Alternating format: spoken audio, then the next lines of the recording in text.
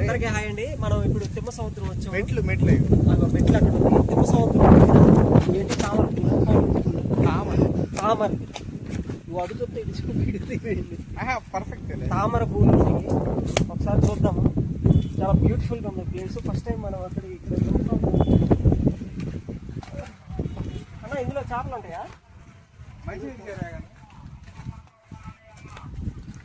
ఇందులో వచ్చేసి చేపలు కూడా ఉంటుంది. అసలు ఆకులు ఇక్కడ ఎంత బ్యూటిఫుల్గా ఉంటాయి. మన కింద దిగకూడదు, ఎందుకంటే దాంట్లో పడిపోవచ్చు. చెప్పలేము. 4 మెట్లు ఛాన్స్ ఉంది నరేష్. 4 మెట్లు వాటికి ఛాన్స్ ఉంది. చెప్పులది మనం ఎందుకంటే నీళ్ళకి రెస్పెక్ట్ ఇవ్వాలి. చూడు మొత్తం చూపి ఇవన్నీ 4 మెట్లే తామర పూల తామర పూలు ఉన్నాయి. చూడండి అయ్యో అయ్యో విచ్చిపోతున్నాయి అక్కడ కనపడుతుంది కదా.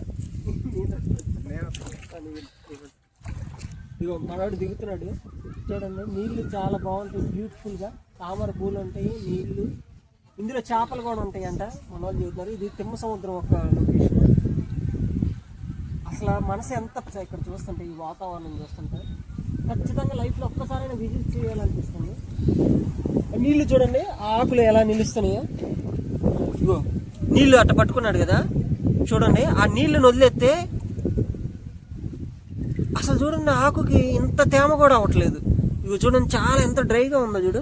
అది అది ఆ నీళ్లు తీసేసి ఒకసారి, నీళ్లు ఉన్నాయి, నీళ్లు పట్టుకున్నాడు, వదిలేసాయి. ఆ నీళ్లు పాడేసాయి ఒకసారి. చూడండి అదేదో బొబ్బుల్లాగా తిరుగుతుంది తప్ప. నీళ్లు పడేసాయి ఒకసారి. ఆకు ఇటు